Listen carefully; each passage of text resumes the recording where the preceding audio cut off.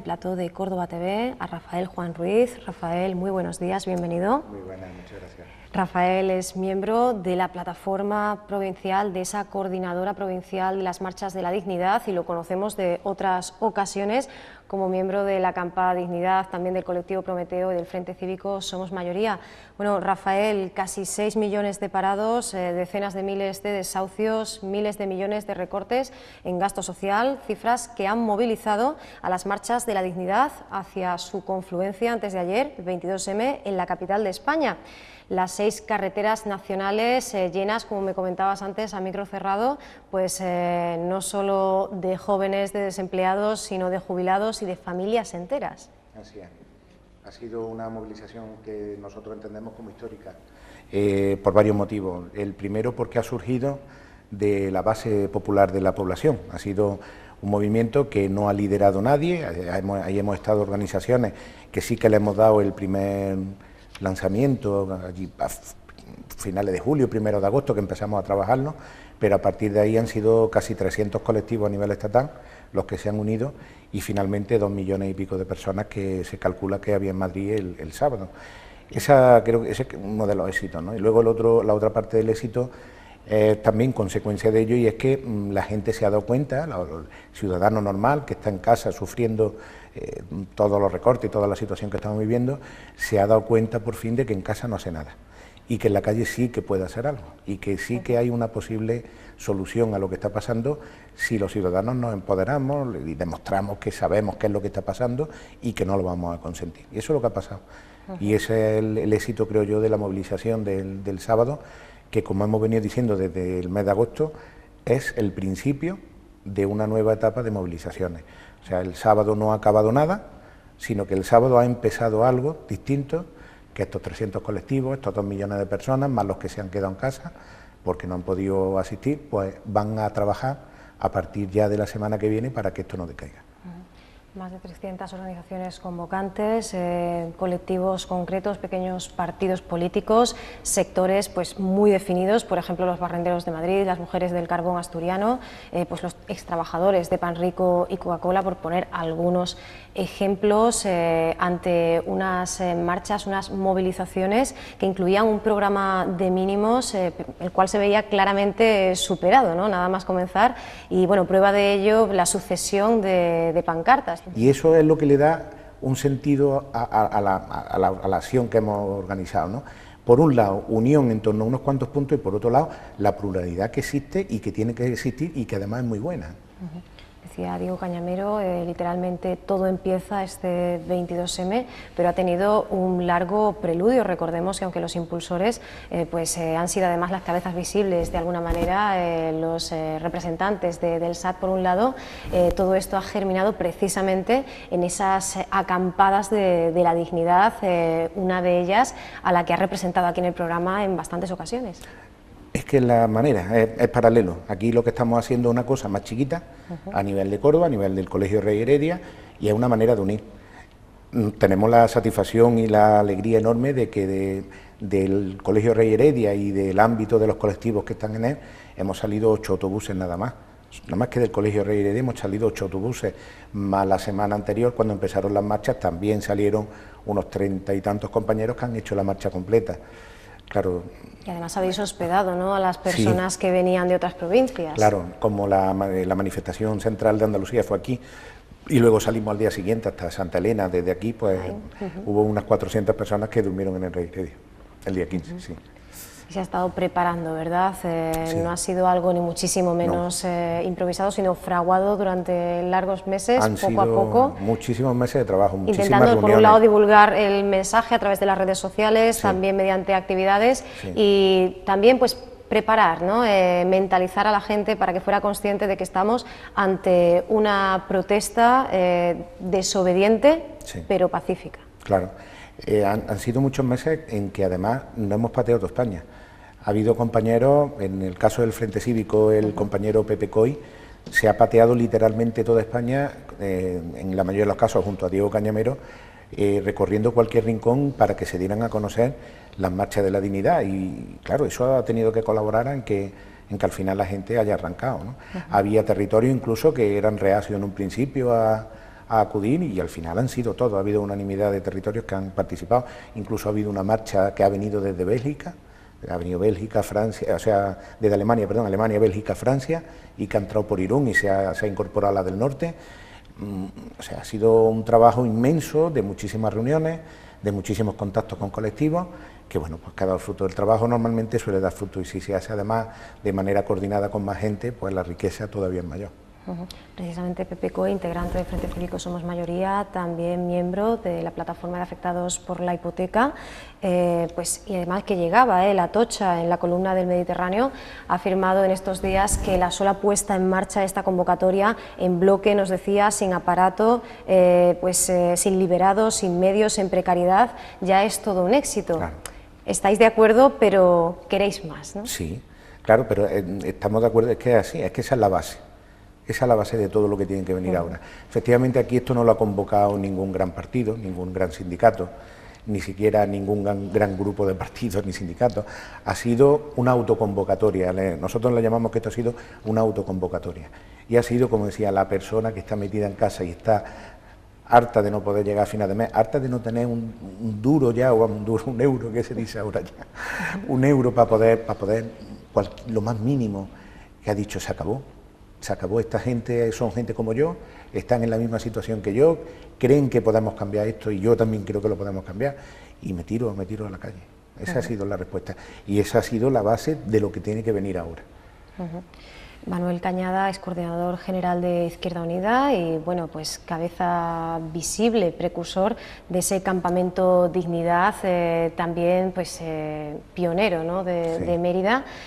Nos decía que bueno, estamos asistiendo a un 15M obrero, un movimiento sin líderes que ha ido tomando pues forma a golpe de asamblea por parte de esos acampados. Precisamente te quería hablar de la presencia de esos líderes, o por lo menos de esos partidos políticos mayoritarios que de alguna manera han estado ahí, pero sin estar, ¿no? No han querido señalarse mucho. ¿Qué valoración haces de estos políticos que algunos, incluso a título personal, pues han querido participar sin más? Pues nos parece muy bien, nos parece estupendamente. Si entienden que lo que en las marchas de la dignidad tenían en su manifiesto como objetivo, si entendían que la movilización era necesaria y era imprescindible, y van ahí y lo hacen además a título personal sin que se destaque, pues nos parece genial, porque además nosotros incluso dentro de los colectivos en los que trabajamos y los colectivos que han prendido la mecha de las marchas de la dignidad,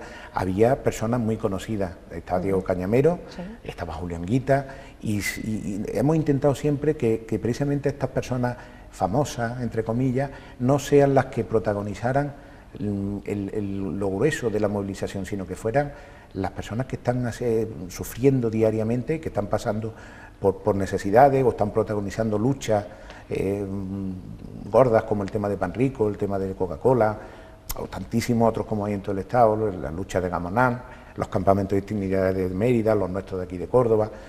Esa gente debería de ser la protagonista, tendría que ser la protagonista de estas movilizaciones y de las que se vayan convocando. Y creo que lo estamos consiguiendo, creo que se ha conseguido. Los portavoces han sido gente, la mayoría desconocida, que son gente que, bueno, pues que los conocemos los que estamos en la batalla diaria de las luchas, de las necesidades que se están pasando. Resistencia civil para una política fuera de los canales parlamentarios. Rafael, nos volvemos a hacer la misma pregunta. ¿Hasta cuándo? ¿Hasta qué punto podemos modificar lo que sucede dentro desde fuera? Mi opinión personal, pero eso es mi opinión personal. Ahí dentro del colectivo que hemos estado trabajando esto, hay muchísimas opiniones al respecto. Mi opinión personal es que ahora mismo, desde dentro de los conjuntos electorales, de los partidos políticos, de plataformas, se puede hacer bien poco. Ahora mismo la política, por desgracia, no la rigen los partidos ni las personas que se presentan a cargos políticos, la rigen otros, que hasta que no consigamos que salgan de ese poder, y hasta que no cambiemos las leyes que lo han puesto como los auténticos gobernantes de los estados, no vamos a conseguirlo. Nosotros lo que sí hemos estado trabajando y entra dentro de esa opinión personal que yo tengo, es que lo primero para poder hacer que un partido político pueda cambiar algo desde dentro de las instituciones es que tenga el apoyo popular en la calle masivo. no sé, por poner un ejemplo, si vemos que es necesario que no se pague la deuda ilegítima que se ha contraído con los bancos, evidentemente la inmensa mayoría de la población tendrá que estar de acuerdo con que eso sea así, porque si ahora gana un partido político que quiere hacerlo, que no paga la deuda política, pero luego resulta que entre los medios de comunicación que tienen todos estos poderes bancarios, todos estos poderes financieros, se crea la idea de que eso no puede ser y la población no lo apoya el que se haga, pues entonces ese partido jamás podrá hacerlo. Lo que entendemos es que todo el poder tiene que estar en el pueblo y los que están representando tienen que estar notando el aliento de ese pueblo, diciéndole lo que tienen que hacer. Incluso aunque lo estén haciendo bien, el pueblo no puede desfallecer, no puede creerse que todo se ha conseguido, sino que tiene que estar pendiente de que se siga haciendo lo que se está pidiendo. Ese es el sentido que nosotros le hemos querido dar a las marchas de la dignidad y creo que se han conseguido, porque la prueba está en que los partidos políticos pues han tenido una visibilización secundaria. Y algunos en una posición complicada, difícil, porque pues suscita la pregunta en el ciudadano de a pie de hasta qué punto pueden protestar encontrándose dentro del propio modelo del sistema o teniendo que enfrentarlo cara a cara. En la sesión de control al Gobierno hace muy poquitos días, claro, el presidente de la Comunidad de Madrid le decía a Gregorio Gordo, portavoz de Izquierda Unida, que la actitud de su partido estaba siendo irresponsable y peligrosa. Claro. Pero eso demuestra que, como otra de las frases que se están poniendo muy de moda y que nos gustan mucho a los activistas, es que el miedo está cambiando de bando. Toda esta semana, estas 2 semanas que hemos vivido de premarcha, hemos estado viendo una preocupación muy grande, sobre todo en el Partido Popular, claro, que es el que tiene ahora mismo el gobierno. El PSOE tampoco es que, porque cada vez que se le ha entrevistado a algún líder del PSOE, tampoco ha mirado con muy buenos ojos las marchas de la dignidad, todo lo contrario. Pero sobre todo el PP ahora mismo, que es el que tiene el control del gobierno y de las fuerzas de seguridad, han demostrado que les preocupaba mucho porque estaban viendo, ellos lo ven, ¿no? Ellos tienen infiltrados por todos lados, ellos saben cómo se está moviendo y veían que esto era gordo. Y claro, pues cualquier pregunta, cualquier comentario de algún personaje político o de sindical o cualquier persona, pues claro, han ido además suelen ir a enmerdar el ambiente, ¿no? A enmerdar el discurso, a desviarlo de lo que de verdad nos preocupa a la gente. Y claro, emplean esas tácticas. Y bueno, pues hay gente que claro tendrá que en algún momento decir, bueno, pues tendré que decidir si yo estoy en este lado de las instituciones o estoy en la calle, o ver de qué manera compagino eso para que sea coherente. Y claro, eso cuesta trabajo y bueno, pues cada uno en el tiempo nos iremos viendo, ¿no? En el camino. Y el máximo, el mejor ejemplo de esta actitud quizá puede ser esa asimilación de las marchas con el Amanecer Dorado, ¿no? Los grupos neonazis griegos. Sí, yo de todas maneras, no sé, le animaría al señor González, al presidente de la Comunidad de Madrid, que siguiera hablando, porque cada vez que habla yo creo que consigue un par de cientos de miles de personas más cabreadas, que entienden que esta gente nos engaña, que quieren hacernos ver lo blanco-negro, y yo creo que es hasta positivo para los que estamos luchando, fíjate. Es tan burdo, tan bestia lo que está diciendo, que crea un efecto contrario al que me imagino que él quiere crear. Antes hablábamos de la presencia, del papel de los partidos políticos, pero también podemos hacerlo, Rafael, si te parece, del de los propios sindicatos, sobre todo de los llamados mayoritarios, y es que en la construcción de ese sujeto colectivo pues también se habla evidentemente de ese sindicalismo del siglo XXI, así lo han llamado algunos expertos, algunos analistas. ¿Cómo valoras pues, el rol en este caso, la incidencia, la presencia de esos sindicatos que tampoco siente el pueblo y esos caminantes de la dignidad que les represente? Era muy triste la semana pasada, cuando había miles y miles de personas andando hacia Madrid, protestando por lo que están viviendo, ver cómo los 2 líderes de los sindicatos se sentaban a hablar con Rajoy.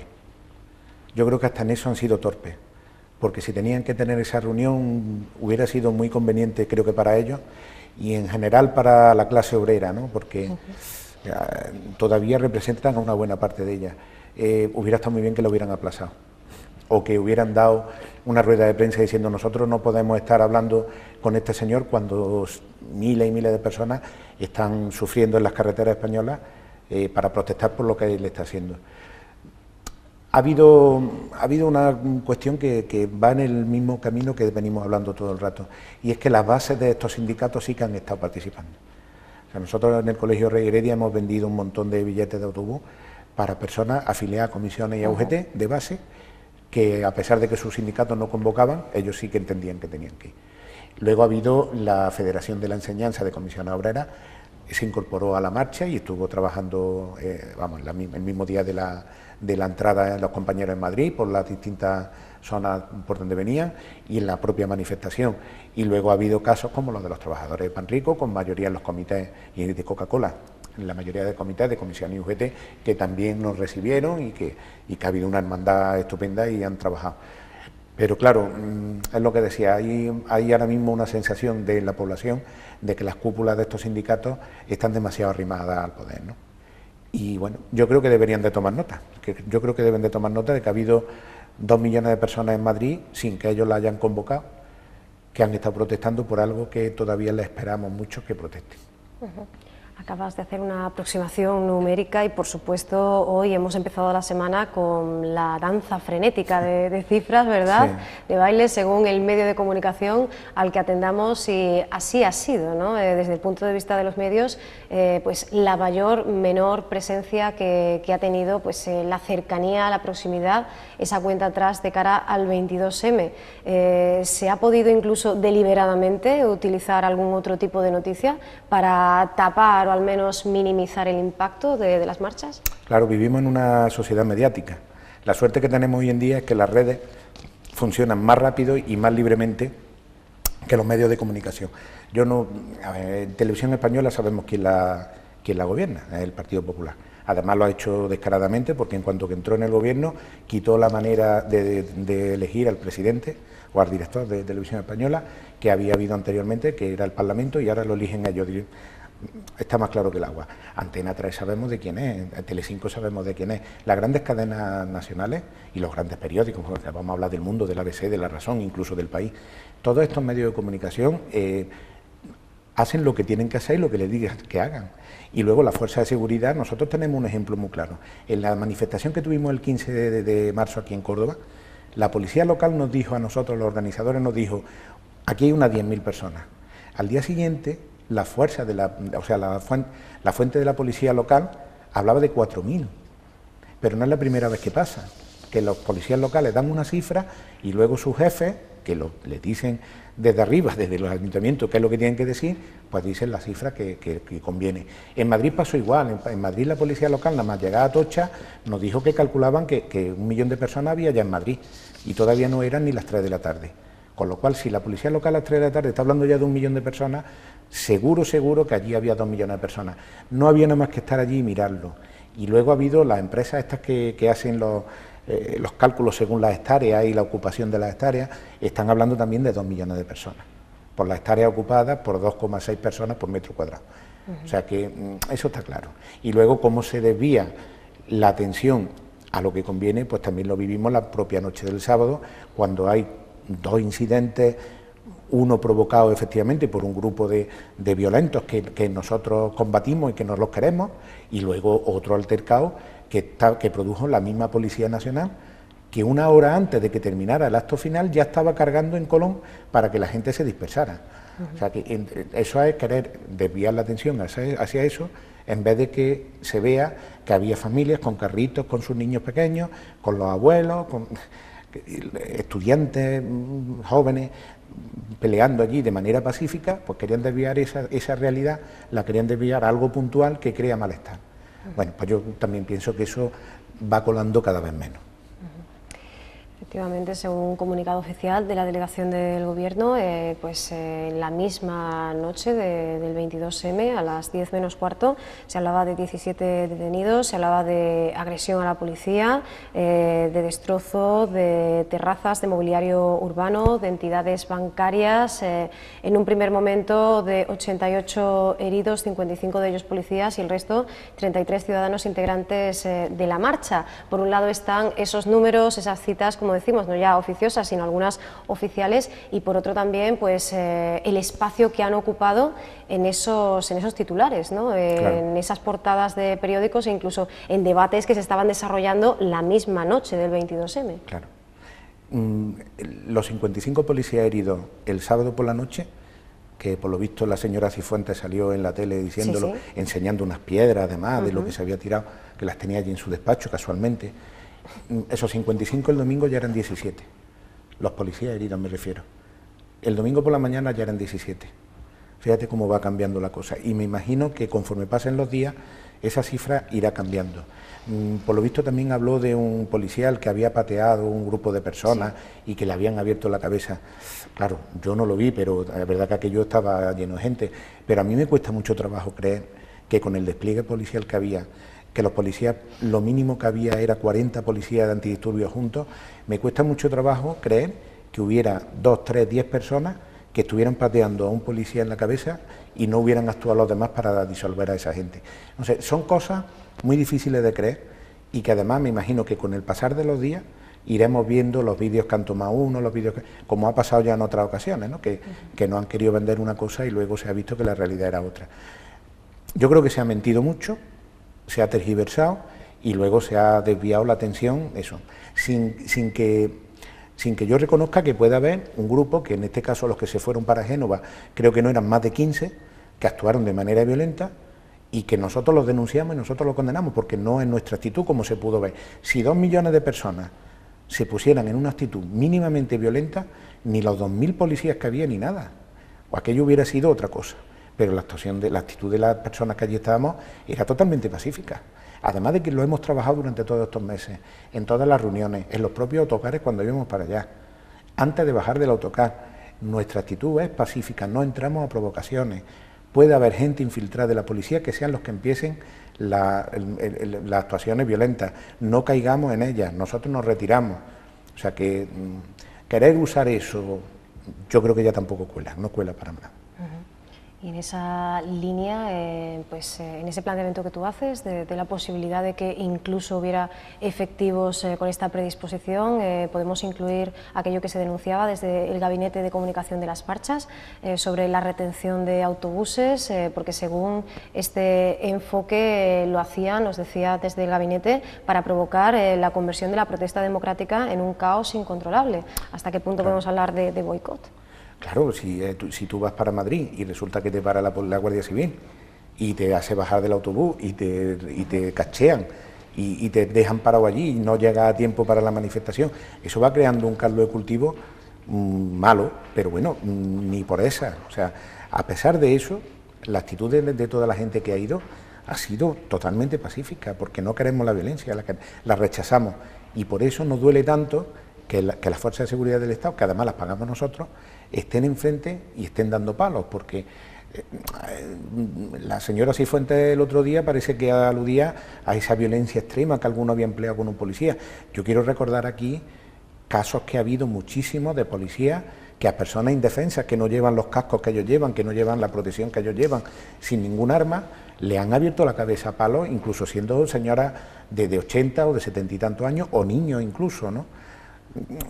O sea que la violencia no está en nuestro lado, la violencia está en el lado de enfrente y encima es en el lado en el que se supone que tenían que defendernos a todos nosotros.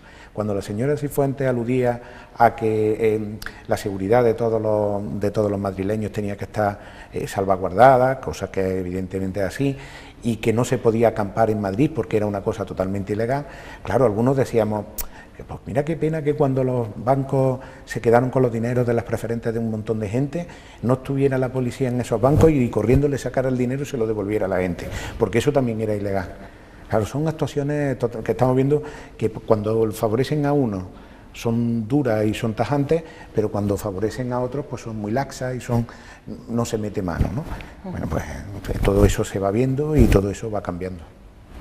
Hablando de identificaciones, tú mismo en un artículo desde hace muy poco establecías un paralelismo entre lo que está sucediendo con la acampada Dignidad y la polémica en torno a la mezquita catedral o Santa Iglesia Catedral Antigua Mezquita. Sí, claro, porque son actuaciones totalmente distintas.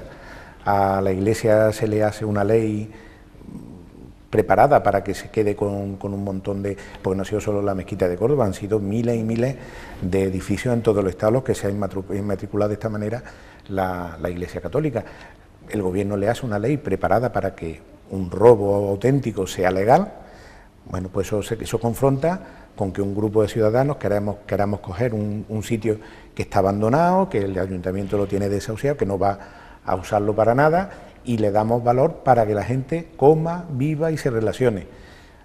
Una cosa es un delito, porque legalmente no están parados por lo que ha dicho un gobierno, y la otra es legal porque han hecho una ley que seguramente dentro de un año, de 2 años, de 3, de 5, nos dirán los tribunales internacionales que es totalmente ilegal y que hay que echarla para atrás, pero bueno, pues de momento eso ya ha colado y ahí está, ¿no? Esa es la doble vara de medir, el doble rasero, y claro, cuando nos hablan de la legalidad, bueno, pues sí, efectivamente, tú has hecho una ley que favorece esa actuación en concreto, como ha favorecido otras muchas más, pero con el tiempo se ve que esas leyes son ilegales y tú lo que estás es actuando en contra de la ciudadanía. Entonces, de ahí lo que venimos reclamando y lo que estamos poniendo en práctica de la desobediencia civil.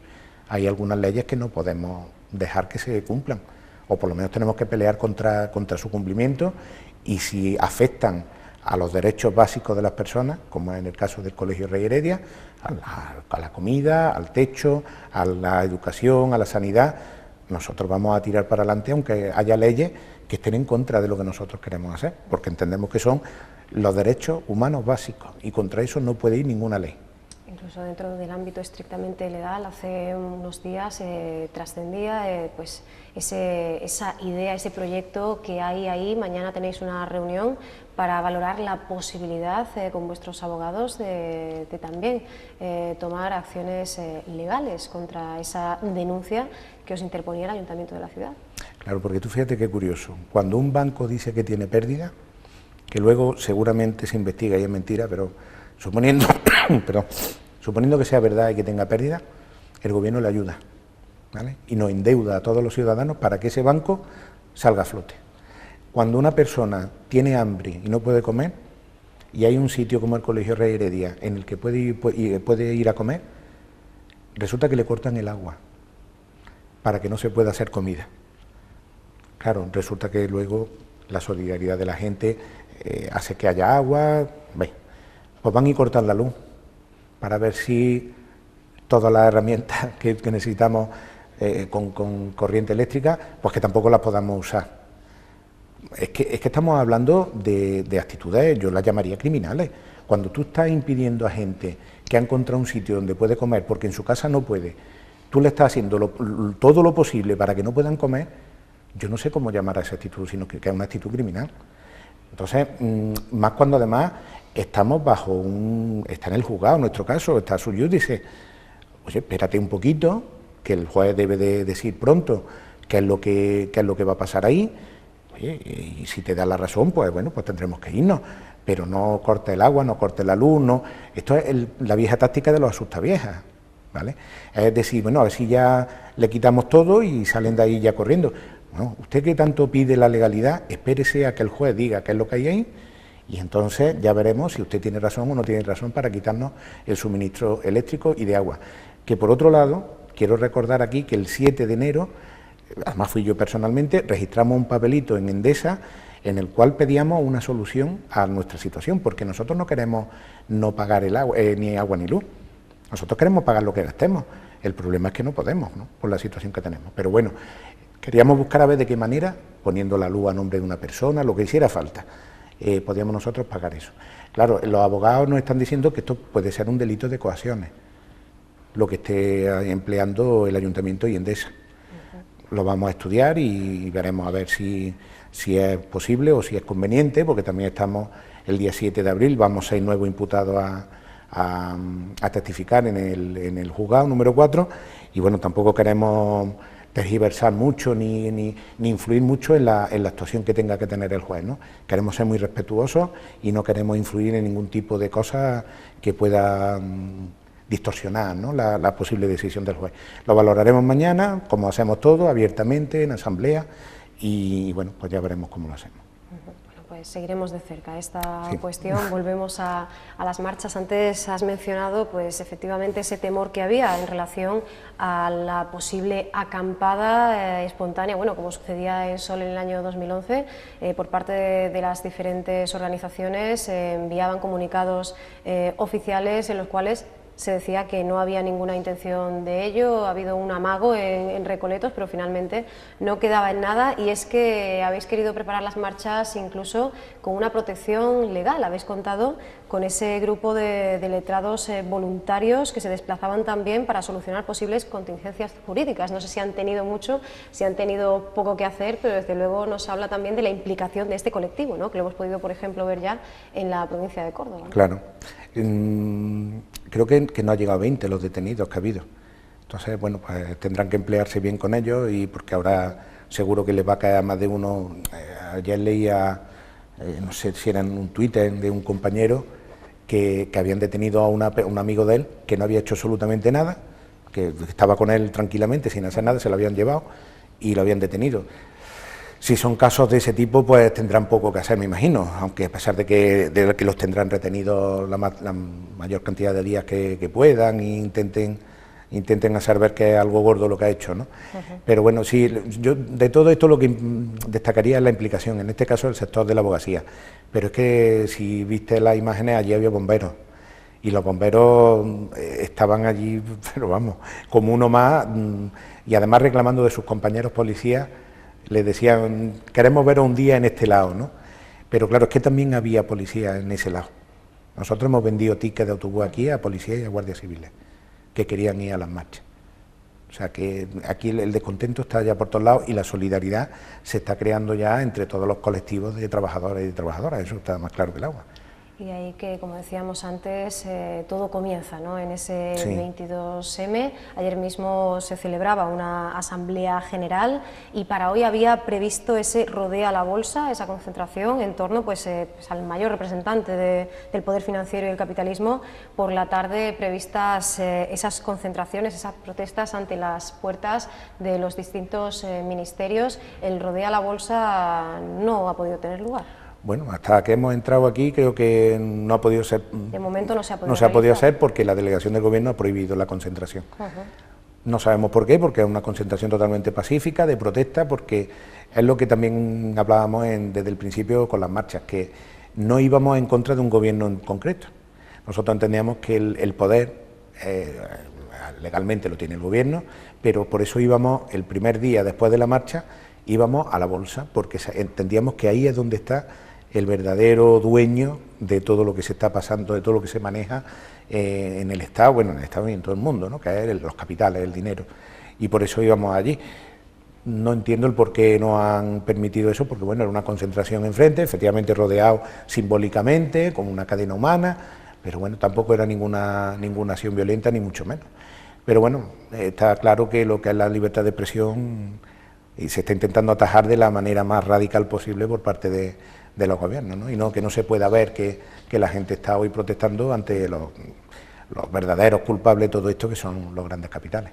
Claro, y es que a los recortes en sanidad, educación, bueno, la LOMCE, la reforma electoral, la pobreza energética, pues la reforma del aborto, pues los casos de corrupción desde la Gürtel hasta los ERE, pasando por el NOS, el pago de la deuda, la pervivencia de la monarquía, la redefinición de la relación entre la Iglesia y el Estado. Habría que añadir precisamente pues las quejas que ha suscitado, que no han sido ni muchísimo menos pocas, ese anteproyecto de ley de reforma de seguridad ciudadana, ¿no? O sea que la ley Mordaza.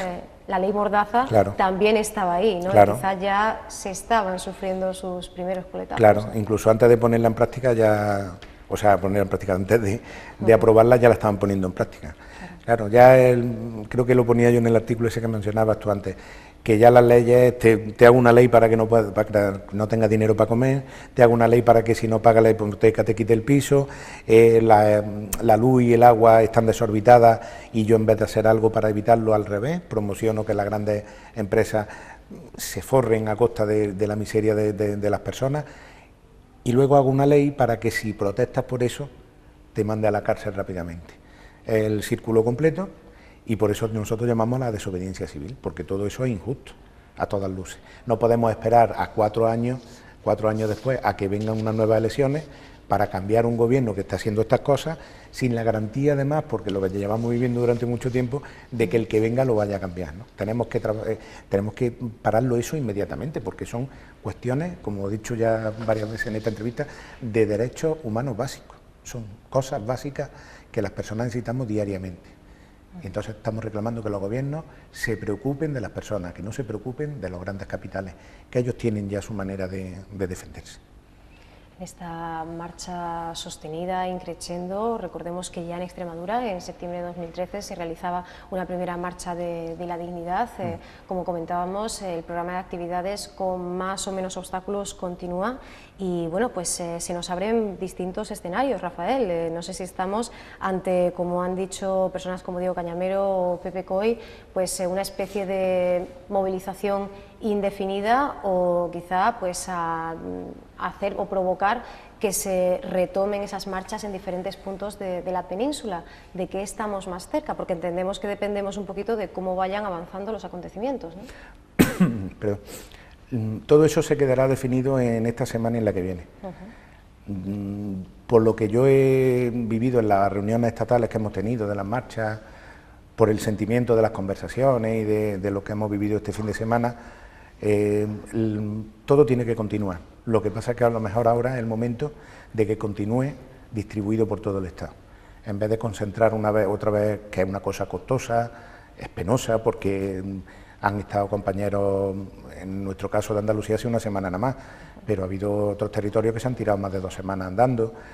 Es complicado meter a 2 millones y pico de personas, 2 millones de personas en Madrid, porque además es un dinero. Los autobuses, cada uno se ha pagado su viaje de ida y vuelta.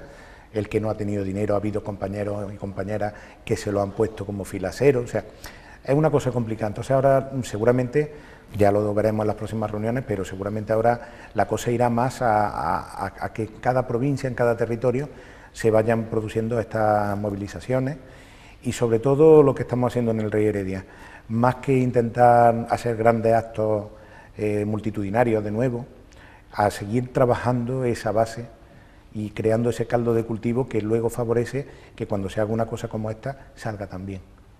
Esa experiencia que se están dando en muchísimos territorios del Estado. El jueves precisamente nos llegaba una sentencia de Asturias, de un centro social como el del Rey Heredia, igualito, en el que el juez ha dicho que no lo va a desalojar, que no había motivos para desalojar porque estaban haciendo una labor social como la que estamos haciendo nosotros aquí. Entonces, como los campamentos de dignidad, la acampada de dignidad, centros sociales de este tipo, hay muchísimos por toda España y cada vez proliferan más.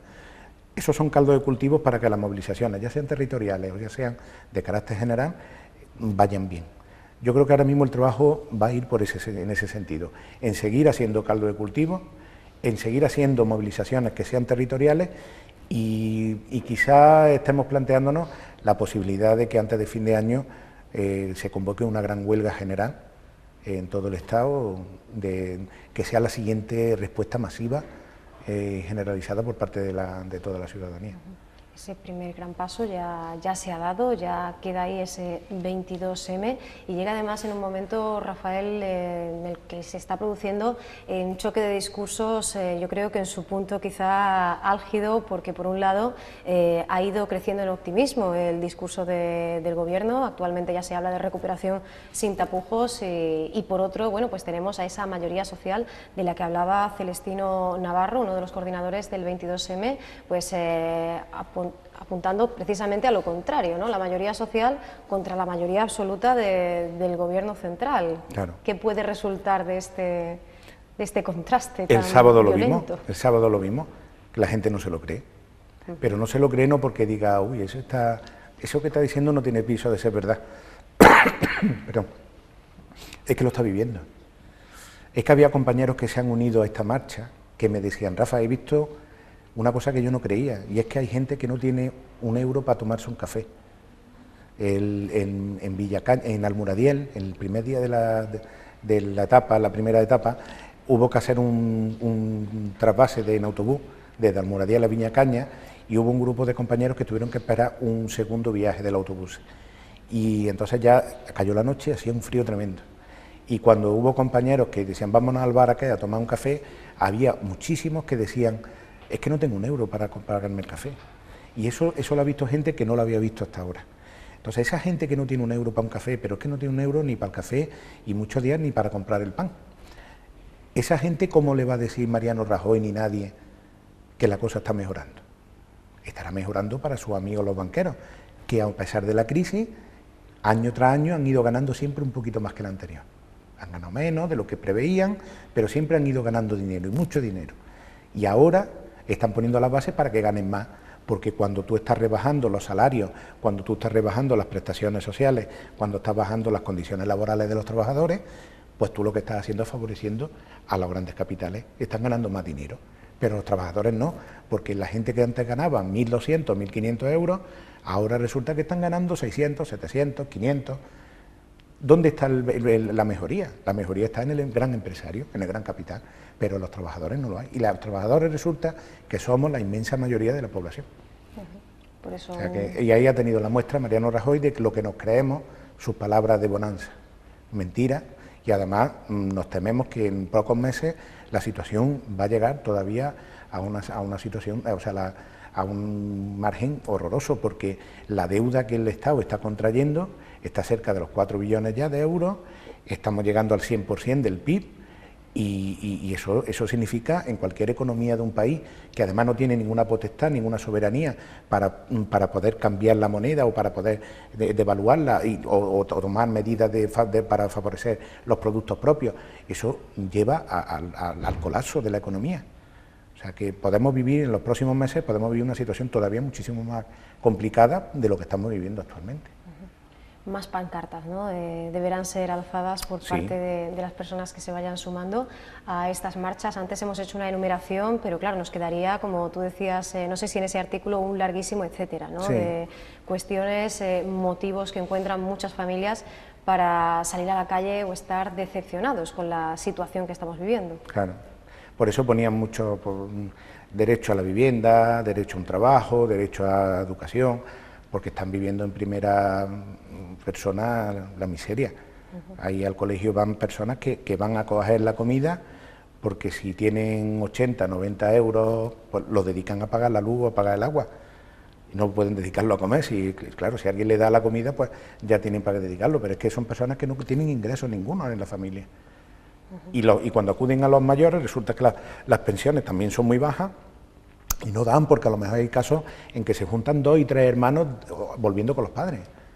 Entonces esas situaciones es que se están viviendo, que no es que lo digamos algunos para crear miedo, es que eso, el que más y el que menos en una familia, en los vecinos, en los amigos, tiene algún caso de eso.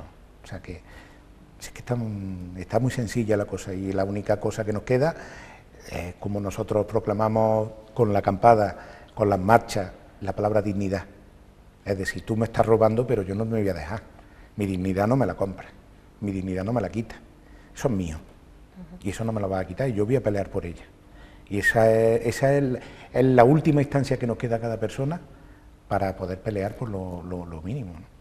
Ese es el mensaje que han querido dejar, precisamente estas marchas de la dignidad. De hecho, alguna de las manifestantes decía, he venido porque tengo dignidad, ¿no? Sí. Ese era desde luego el propósito, la finalidad de estas marchas que, como decimos, han comenzado, continúan, y en tu caso, Rafael, pues bueno, se hacen de manera paralela al trabajo en el centro social, en el Rey Heredia. También tiene que seguir necesariamente ese trabajo, esa labor que estáis haciendo con todas esas familias que demandan, ¿no? Claro. Pues esos mínimos para subsistir, ¿no? Claro. Para nosotros, para los que estamos ahí metidos desde el primer momento y todos los que nos hemos incorporado después, es una satisfacción enorme ver que las personas estas que están acudiendo al comedor o que están acudiendo a las clases de sus hijos que acuden a las clases, fueron los primeros en comprar los tickets o en pedir un ticket para ir a Madrid a protestar, ¿no? Ese es el camino, entendemos que es el camino, y por eso surgió la idea de la acampada de dignidad. Bueno, pues seguiremos, Rafael, en un tiempo, cuando lo consideréis oportuno, analizando la dureza del momento que están viviendo tantísimas personas y cómo van pues evolucionando estas iniciativas dentro de las marchas de la dignidad y dentro de la acampada Dignidad. Muchas gracias por habernos visitado y haber abierto la semana con nosotros. A vosotros siempre. Gracias.